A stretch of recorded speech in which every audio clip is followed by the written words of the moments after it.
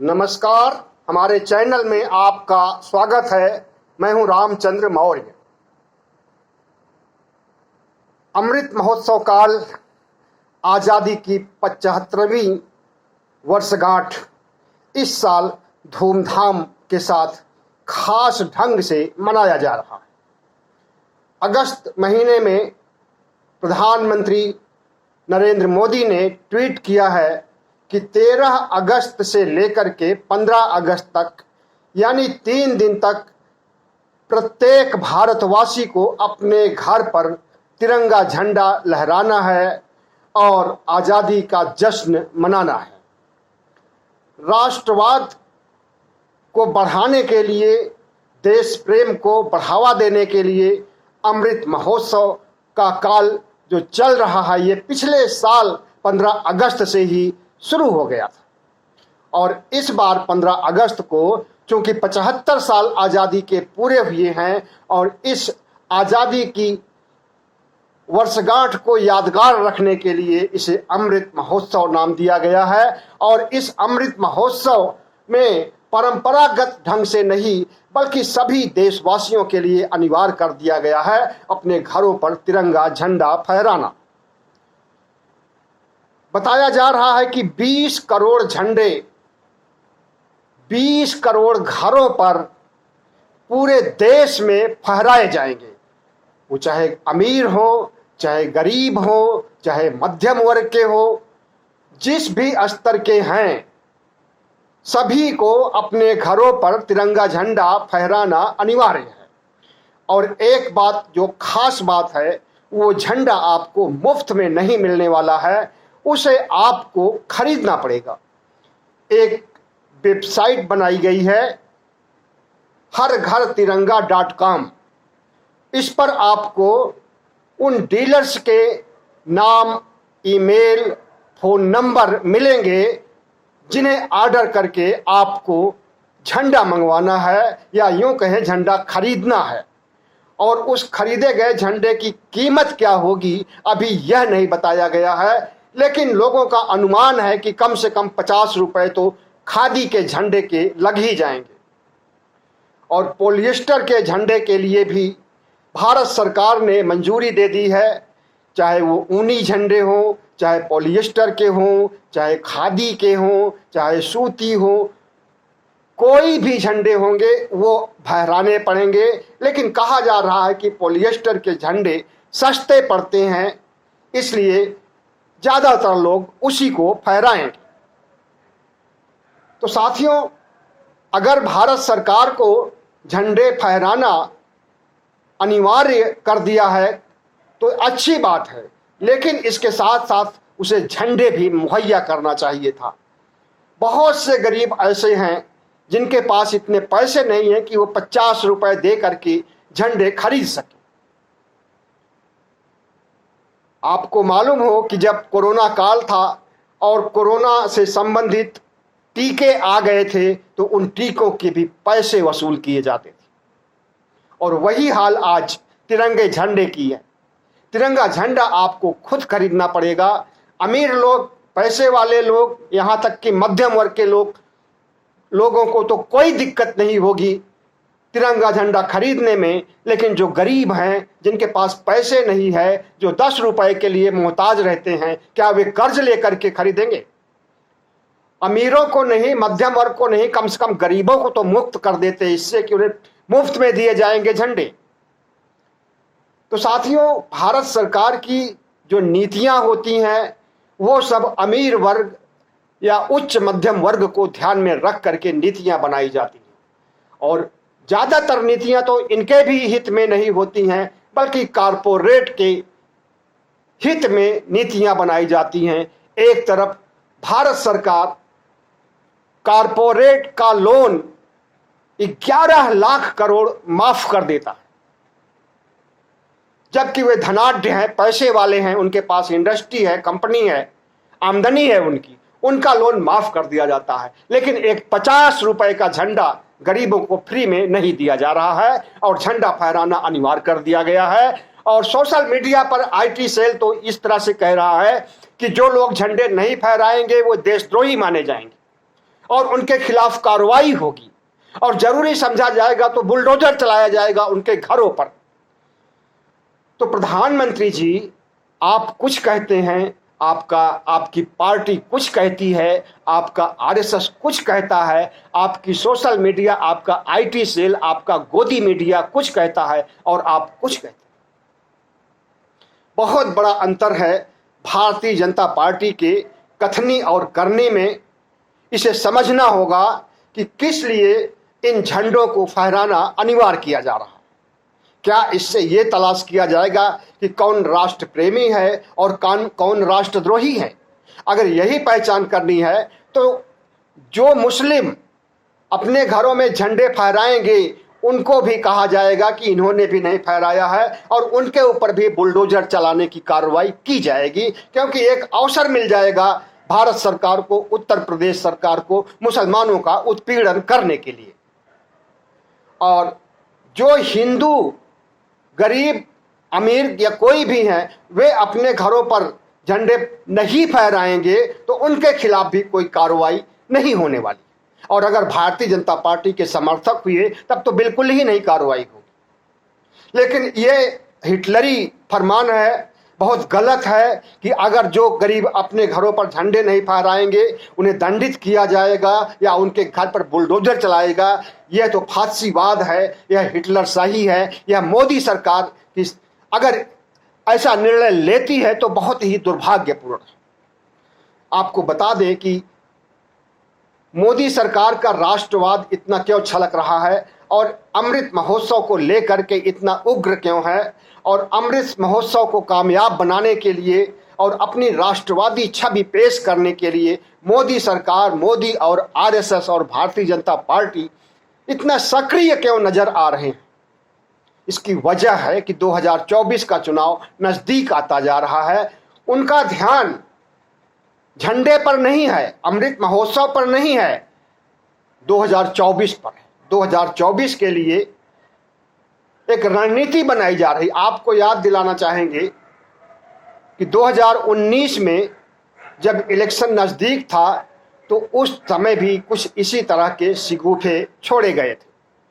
और 2019 में जब कोरोना प्रारंभ हुआ था तो कोरोना के स्वागत में इस फासीवादी सरकार ने तालियां बजाई थी, थालियां बजवाई थी, घरों में दिए जलवाए थे।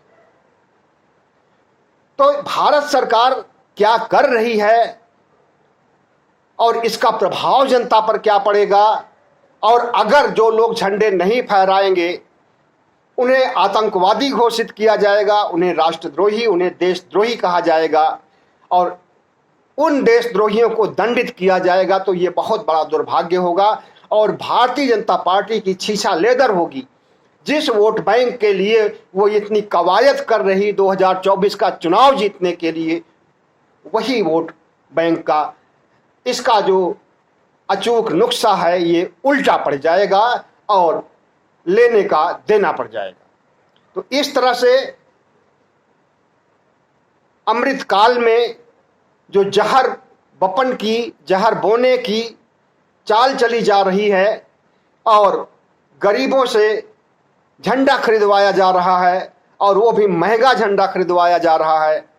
और जहां तक हमारा अनुमान है कि अभी तक झंडे बने भी नहीं हैं और इतनी भारी मात्रा में 20 करोड़ झंडे कुछ ही दिनों में बना लेना बहुत मुश्किल काम है। सुनने में आ रहा है कि इसके लिए चीन को ऑर्डर किया जा रहा है झंडे बनाने के लिए। वो चाहे पॉलिएस्टर के झंडे दे, वो चाहे खादी के झंडे दे, वो चाहे दूसरे कपड़ों के झंडे दे और वहां से आयात किया जाएगा झंडे। एक तरफ चीन को दुश्मन भी माना जाता है और दूसरी तरफ चीन से व्यापार भी बढ़ाया जाता है, गलबहियां बढ़ाई जाती है और सीमा पर उसकी जो स्थिति है उससे आप अच्छी तरह से अवगत हैं कि भारत सरकार सीमा का नाम लेते ही थर थर कांपने लगती है और चीन के बारे में और सीमा के बारे में कोई बात ही नहीं करना चाहती।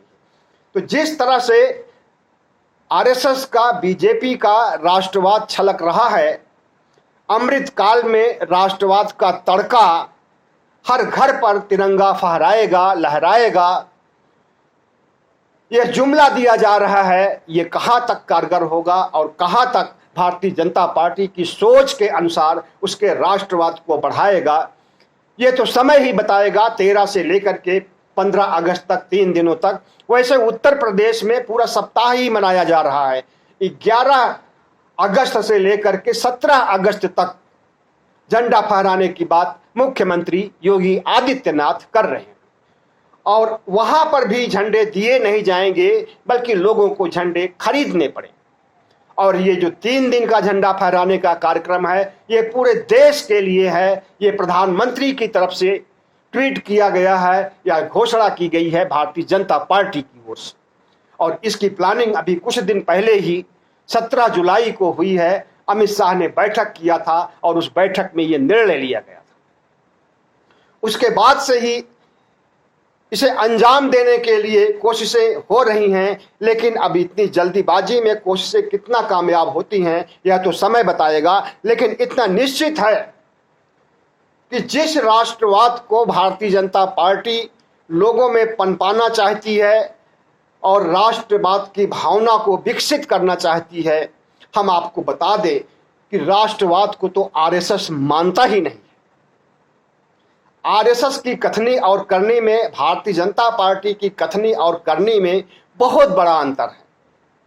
मनमोहन वैद्य आरएसएस के सह कार्यवाहक हैं और इन्होंने जुलाई 2020 में दिल्ली में एक सभा में कहा था कि आरएसएस राष्ट्रवाद को नहीं मानता है।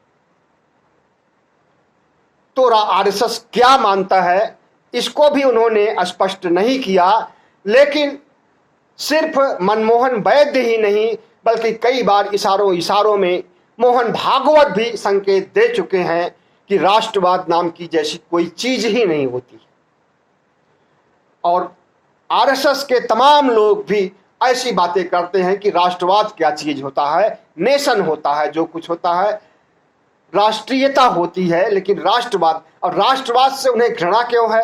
उनका कहना है कि राष्ट्रवाद का जन्म, राष्ट्रवाद की शब्दावली को कम्युनिस्टों ने अस्तित्व में लाया है, और जो काम कम्युनिस्ट करें उसको हम समर्थन करें, ये कहाँ संभव है। कम्युनिस्ट वामपंथी हुए और हम दक्षिणपंथी हैं, हम कैसे वामपंथियों की बात को मान सकते हैं? और दूसरी तरफ आज यही मोदी सरकार राष्ट्रवाद का नाम लेकर के घर घर पर तिरंगा झंडा फहराने की बात कर रही है, और उसके लिए तिरंगा झंडा बेचने का काम कर रही है। मतलब कि बनियागिरी का काम भारत सरकार कर रही है। इसके कुछ एजेंट कर रहे हैं जिनके नाम वेबसाइट पर दिए हुए हैं। अब घर घर झंडा.com पर जिनके नाम दिए हुए हैं, घर घर तिरंगा है, झंडा नहीं है, घर घर तिरंगा.com, इस पर जिन लोगों के नाम और पते मिलेंगे वो सब भारत सरकार के एजेंट हैं, और जो कमाई करेंगे उस कमाई को भारत सरकार तक पहुंचाने वाले। तो ये व्यापार के रूप में है, ये राष्ट्रवाद नहीं है। अगर राष्ट्रवाद होता और पूरे देश में राष्ट्रवाद की भावना विकसित करने की बात होती तो कम से कम गरीबों को मुफ्त झंडा दिया जाता। और जहां तक भारतीय जनता पार्टी के राष्ट्रवाद की बात है, तो ये ऐसी पार्टी है जिसने महान राष्ट्रवादी और राष्ट्र निर्माता नेहरू जी का बाइकआउट किया है, नेहरू जी की आलोचना करती है, नेहरू जी के कार्यों की, उनके नीतियों की कोई और नहीं बल्कि प्रधानमंत्री नरेंद्र मोदी भर्त्सना करते हैं, आलोचना करते हैं, और नेहरू को इतिहास में कोई स्थान ही नहीं देना चाहते हैं। उसके उलट सरदार पटेल की बहुत बड़ी प्रतिमा लगा देते हैं कि स्टैच्यू ऑफ लिबर्टी से भी बड़ी प्रतिमा लगा देते हैं गुजरात में सरदार सरोवर बांध पर। और नेहरू का बायकॉट करने के साथ साथ इन्होंने गांधी जी की भी हत्या की, जो बहुत बड़े राष्ट्रवादी थे, राष्ट्रपिता थे, राष्ट्र के निर्माता थे। उनकी हत्या आरएसएस ने की। इसे दुनिया के लोग जानते हैं, सिर्फ हम ही आप नहीं बल्कि पूरी दुनिया जानती है कि नाथूराम गोडसे आरएसएस का कार्यकर्ता था और उसी ने गांधी जी की हत्या किया था। आपको बता दें कि जिस तिरंगे झंडे की ये बात कर रहे हैं, गांधी जी की हत्या के बाद उसी तिरंगे झंडे को आरएसएस के लोगों ने पैरों तले कुचला था। आप गूगल करके 30 जनवरी जिस दिन हत्या की गई थी, 30 जनवरी से लेकर के और फरवरी तक गूगल करके आप अखबार उस समय का निकाल सकते हैं और आप उसमें देखेंगे आरएसएस को झंडा कुचलते हुए पैरों से। और आपको यह भी बता दें कि आरएसएस जो राष्ट्रवादी बनता है, जो झंडा फहराने की बात कर रहा है, इसकी आज़ादी की लड़ाई में कोई भूमिका नहीं रही है, बल्कि अंग्रेजों की मुखबिरी किया करते थे, अंग्रेजों के जासूस के रूप में काम किया करते थे भारतीय जनता पार्टी और आरएसएस के लोग, हिंदू महासभा के लोग। इनका आरएसएस एक ऐसा संगठन है जिसने कि आज़ादी की लड़ाई में भाग नहीं लिया, उल्टे जो आज़ादी की लड़ाई हमारे यहाँ चल रही थी, जिसे भगत सिंह, सुखदेव और तमाम योद्धा लड़ रहे थे, उनकी जासूसी करने का काम ये लोग करते थे। और इनके वीर सावरकर, जिन्हें ये कहते हैं वीर सावरकर, तो अंग्रेजों से एक बार नहीं अनेक बार माफी मांग करके कहा कि हम आपकी चाटुकारिता करते रहेंगे, आप हमें पेंशन दीजिए। उनको पेंशन देती थी ब्रिटिश सरकार और उनकी चाटुकारिता को उसने स्वीकार कर लिया और उन्हें जेल से रिहा कर दिया। तो ये माफी वीर, इस देश के साथ गद्दारी करने वाले लोग, इन्हीं को आज भारत रत्न देने की बात चल रही है कि वीर सावरकर को भारत रत्न दिया जाए, जिसने अंग्रेजों से माफी मांगी, जिसका कि आज़ादी की लड़ाई में कोई योगदान नहीं, जिसने कि द्विराष्ट्रवाद के सिद्धांत का जन्म दिया। उसने कहा कि मुस्लिम का अलग राष्ट्र होना चाहिए, हिंदुओं का अलग राष्ट्र होना चाहिए। वीर सावरकर ने सबसे पहले इस बात को कहा और उसी के आधार पर बंटवारा हुआ तो गांधी जी को मार दिया कि गांधी जी ने बांट दिया देश को। तो इनकी कथनी और करनी में बहुत बड़ा अंतर होता है। ये अपने को राष्ट्रवादी भी नहीं मानते हैं, ये अपने को देश प्रेमी भी नहीं मानते हैं, ये अपने को धर्मनिरपेक्ष भी नहीं मानते हैं। हिंदू धर्म के अलावा किसी भी धर्म से इनका कोई सरोकार नहीं है और जो हमारे देश की साझा संस्कृति चली आ रही है उसको भी तार तार करने पर ये लोग आमादा हैं और भारत को हिंदू राष्ट्र बनाने के लिए कितने कर्म कुकर्म कर रहे हैं उसे आप अच्छी तरह से देख रहे हैं और कितने विभत्स ढंग से करेंगे ये उसे भी अच्छी तरह से आप देखेंगे। तो ये है भारतीय जनता पार्टी, आरएसएस और हिंदू महासभा और जितने भी हिंदू संगठन हैं, इनका चाल चरित्र चेहरा। राष्ट्रवाद को खुद नहीं मानेंगे, राष्ट्रवाद को जनता से मनवाएंगे और उस राष्ट्रवाद के बहाने रुपया बटोरेंगे गरीबों से झंडा बेच करके।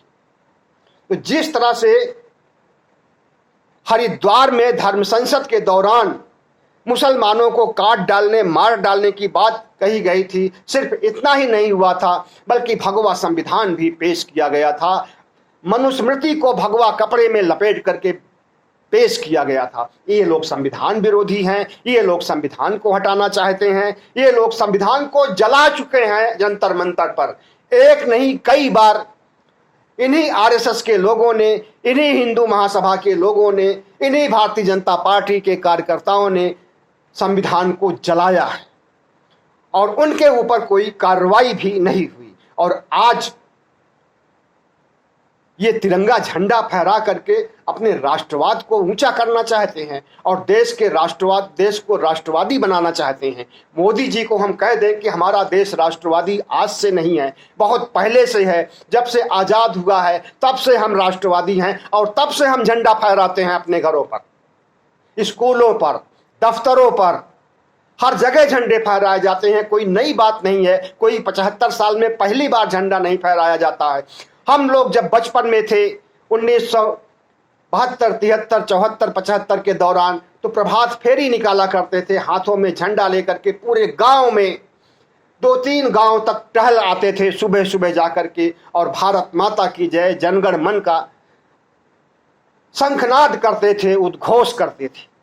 तो राष्ट्रवाद कोई पहली बार नहीं विकसित किया जा रहा है, बल्कि इस राष्ट्रवाद को विकसित करके, इस राष्ट्रवाद को बेच करके भारतीय जनता पार्टी पैसे कमाना चाहती है, गरीबों से पैसे वसूलना चाहती है हर झंडे से, और गरीबों जो गरीब हैं उन्हें और गरीब बनाना चाहती है। इसकी वह नीति कि अमीरों को अमीर बनाओ, गरीबों को गरीब बनाओ, इसी राष्ट्रवाद से परिलक्षित होता है। और जो सरकार 11 लाख करोड़ का लोन माफ कर देती है कारपोरेट का, उद्योगपतियों का, वो 50-50 रुपए के लिए गरीबों से झंडा बेच करके कमाई करना चाहती है और अपनी झोली भरना चाहती है। तो साथियों, भारत में जो कुछ भी हो रहा है, जो कुछ भी प्रधानमंत्री नरेंद्र मोदी कह रहे हैं, जो कुछ भी आरएसएस वाले कह रहे हैं, जो कुछ भारतीय जनता पार्टी वाले कह रहे हैं, ये इनका एक शिगुफा है, इनका एक लोगों के ऊपर मनोवैज्ञानिक असर डालने का तरीका है और अपना राष्ट्रवाद विकसित करने, राष्ट्रवाद को तो मानते ही नहीं है, लेकिन अब पता नहीं कैसे राष्ट्रवाद इनके धुन में सवार हो गया और देश से राष्ट्रवाद बनवा रहे हैं। कभी कहते हैं कि राष्ट्रवाद में हमारा विश्वास नहीं है, और जब समय आता है तो राष्ट्रवाद को मान लेते हैं, जब समय आता है तो संविधान को भी मान लेते हैं, जब समय आता, क्योंकि इन्हें सत्ता में टिके रहना है, 2024 को भी जीतना है, इसलिए ये ऐसी हरकतें कर रहे हैं और हमें राष्ट्रवाद के नाम पर हमारा शोषण करना चाहते हैं और हमें गरीब से और गरीब बनाना चाहते हैं, और इनका जो है राष्ट्रवाद से कोई मतलब नहीं है। आपको मालूम होना चाहिए कि 26 जनवरी 1930 को सबसे पहले गणतंत्र दिवस या 26 जनवरी मनाया गया था।